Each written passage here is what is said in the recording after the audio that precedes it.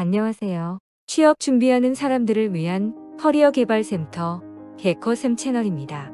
오늘은 질문 내용이 특이하여 지원자들을 당황스럽게 하는 자소서 문항에 대해 알아보겠습니다.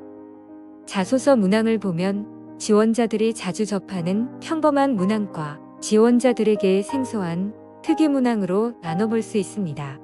특이 문항이 많은 회사에 지원하려면 지원자 입장에서 자소서 작업에 대한 부담이 커집니다. 심지어 그런 이유로 그 회사에 대한 지원을 포기하는 사례도 나올 수 있습니다. 그럼에도 불구하고 이색적인 자소서 문항들로 지원자를 힘들게 하는 회사들이 간혹 있습니다. 아마도 그 정도의 장애물은 기꺼이 감수할 정도로 입사 의지가 강한 사람들만 지원해달라는 암묵적인 요청인지도 모릅니다.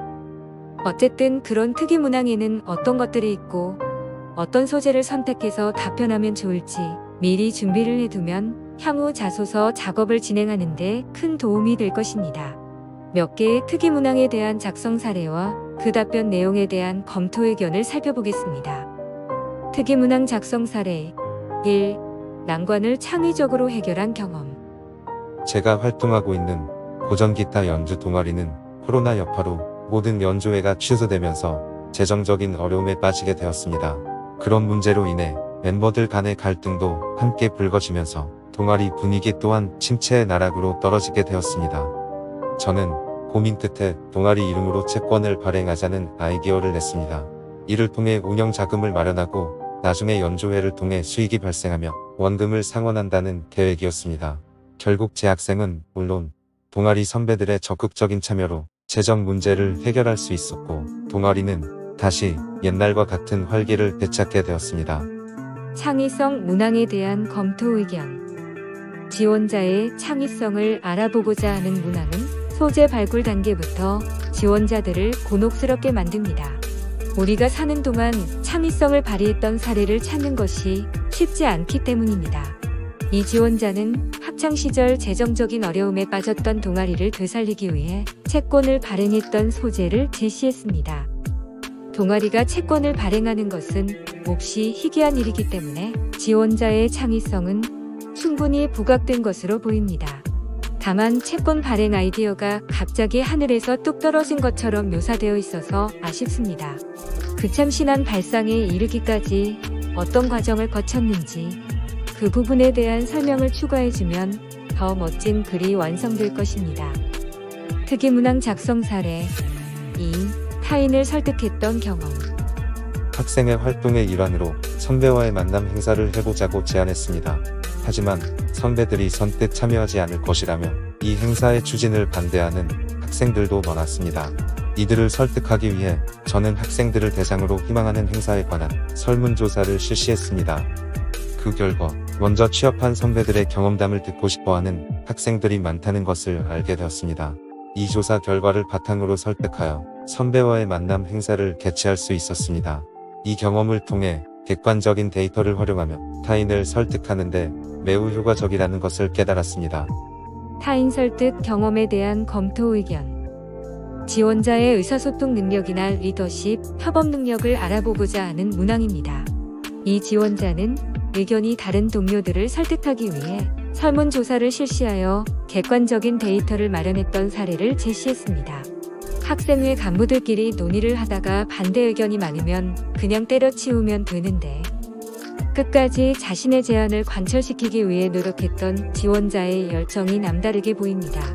다만 반대 입장이었던 동료들이 설문조사 결과를 보고 모두 찬성하게 되었다는 상황 묘사가 너무 단선적으로 보일 수 있으니 설문조사 외에도 동료들을 설득하기 위해 노력했던 과정을 더 첨언해주는 것이 좋습니다. 특이 문항 작성 사례 3. 한정된 자원을 효과적으로 활용했던 경험. 개커은행에서 인턴으로 일하면서 한정된 자원을 효과적으로 활용했던 경험이 있었습니다. 제가 담당했던 일은 고객의 불만사항이 접수되며 그 해결책을 찾아주는 역할이었습니다. 하지만 고객들의 불만 건수가 너무 많아서 이를 허겁지겁 처리하느라 매일매일의 업무가 너무 버겁게 느껴졌습니다. 그래도 업무에 익숙해지면 상황은 달라질 것이라고 기대하며 미소를 잃지 않으려고 노력했습니다. 그리고 제가 은행 실무에 대한 지식은 짧으니까 고객들의 불만이 접수되며 신속하게 대응하는 것에 역점을 두었습니다. 그런 노력으로 인해 불만을 제기했던 고객들로부터 많은 도움이 되었다는 평가를 받을 수 있었습니다. 이 경험을 통해 고객들의 다양한 요구에 맞는 서비스를 신속히 제공할 수 있는 기동력을 배양할 수 있었습니다. 한정된 자원 활용에 대한 검토 의견. 우리의 생활을 보면 자원이 한정되는 경우가 대부분이기 때문에 이 문항이 소재는 쉽게 찾을 수 있겠구나라고 생각할 수 있는데 막상 찾아보면 그렇지 않습니다. 그런데 한정된 자원을 효과적으로 활용했던 경험에 대해 써달라고 하는 이유는 뭘까요? 자원이 한정되어 있는 비즈니스 현장에서 주어진 목표를 성취해내는 문제 해결 능력이나 전략적 선택 능력과 같은 것을 가늠해보기 위한 것으로 보입니다. 일단 한정된 자원이라는 제약이 어떤 식으로 주어져 있었는지, 그 제약을 어떤 식으로 해결했는지 서술해주는 것이 이 문항 답변의 핵심입니다. 이 지원자의 글을 보면 어떤 자원이 한정되어 있었는지 그 부분에 대한 설명이 명확하지 않습니다. 고객 불만에 대한 신속한 대응에 역점을 두었다고 했는데 그것이 한정된 자원의 활용과 어떻게 연관되는 것인지 명확하지 않습니다. 자신의 업무 수행 과정에서 소요되는 자원에 대한 설명을 더 명확히 해줘야 이 문항에 대한 정확한 답변이 가능해집니다. 특이 문항 작성 사례 4. 가장 인상 깊었던 경험. 유망 벤처기업을 발굴하여 소개하는 팀 프로젝트에 참여하여 팀워크 역량을 배양했던 경험이 있습니다. 기흥에 사업장을 두고 있는 이족보행 로봇 개발 회사를 대상 기업으로 선정한 후 3명의 팀원들에게 자료조사, 발표자료 준비 등의 일을 분담하였습니다. 저는 최종 발표자료 준비를 맡았습니다. 팀원들이 다같이 대상 기업에 방문하여 자료조사로는 알기 힘든 비즈니스 현장의 생생한 목소리를 들었습니다. 드디어 최종 발표의 날이 되었습니다. 그날 갑자기 발표를 맡아서 하기로 했던 팀원이 감기 몸살이 심해져 발표를 못하겠다고 하는 것이었습니다. 결국 제가 대신 발표를 하였습니다. 당황스러웠지만 무사히 발표를 잘 마쳤고 종합점수 3위로 동상을 수상하였습니다. 이 경험을 통해 여러 명이 팀을 이루어 일할 때는 예상치 못한 일이 벌어질 수 있으니 대비책을 마련해 둬야 한다는 점을 배웠습니다. 또한 자료를 알기 쉽게 정리해준 팀원들 덕분에 발표를 잘 마칠 수 있었다는 팀워크의 교훈을 얻었습니다. 인상 깊었던 경험에 대한 검토 의견. 내가 살면서 가장 인상 깊었던 경험이 뭘까? 라고 생각해보면 이 또한 소재를 정하는 것이 만만치 않습니다. 인상 깊었던 경험의 해당 범위가 너무 넓어서 막연하게 느껴지기 때문입니다. 이 지원자는 학창시절 팀 프로젝트에서 경험했던 돌발 상황을 소재로 선택했습니다. 이러한 소재 선택을 통해 자신의 팀워크 역량을 슬며시 부각시켰습니다. 더욱이 마지막 문장에서 그와 같은 팀의 성취를 다른 팀원들의 덕분으로 돌림으로써 인간적인 됨됨이까지 보여주고 있습니다. 지원자에 대해 호감을 느끼게 만드는 자소서 내용입니다. 특이 문항 작성 사례. 또 최근 사회 이슈에 대한 견해. 최근 한국 사회의 가장 큰 이슈는 미세먼지 사태입니다. 시도 때도 없이 울리는 긴급 재난 문자와 짙은 안개처럼 뿌옇게 변한 하늘을 보면서 불쾌감과 불안감을 느끼게 됩니다.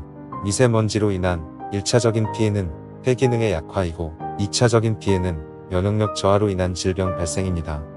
미세먼지로 인한 피해는 이와 같은 육체적인 피해에 국한되지 않습니다.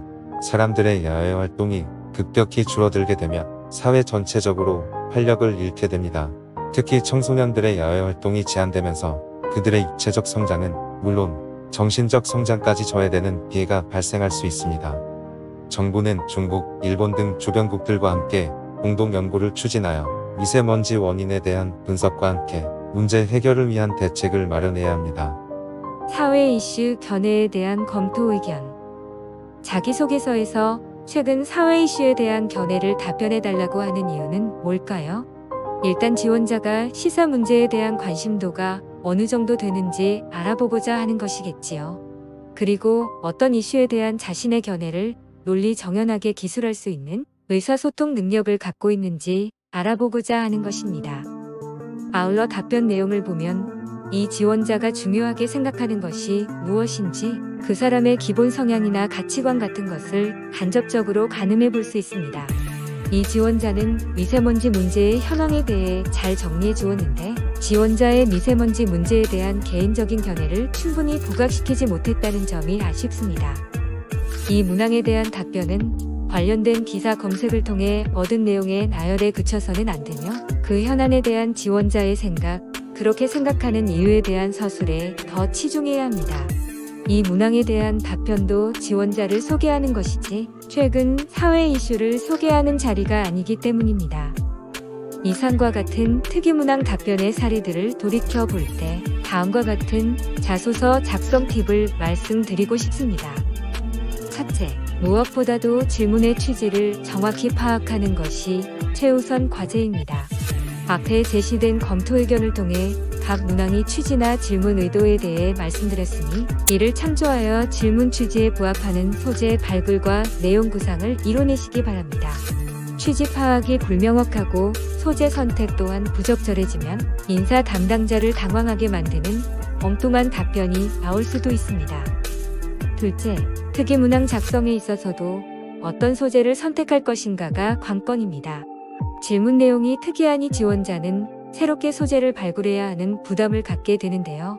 질문의 취지에 잘 부합하면서도 자신의 합격 가능성을 향상시킬 수 있는 소재를 선택해야 합니다.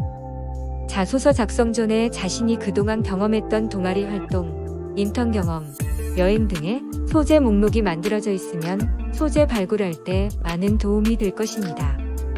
셋째, 특이문항이 취지에 맞는 소재를 선택하되 그 답변을 통해 지원자의 역량을 보여줄 수 있는 소재를 전략적으로 선택하는 기질을 발휘해야 합니다.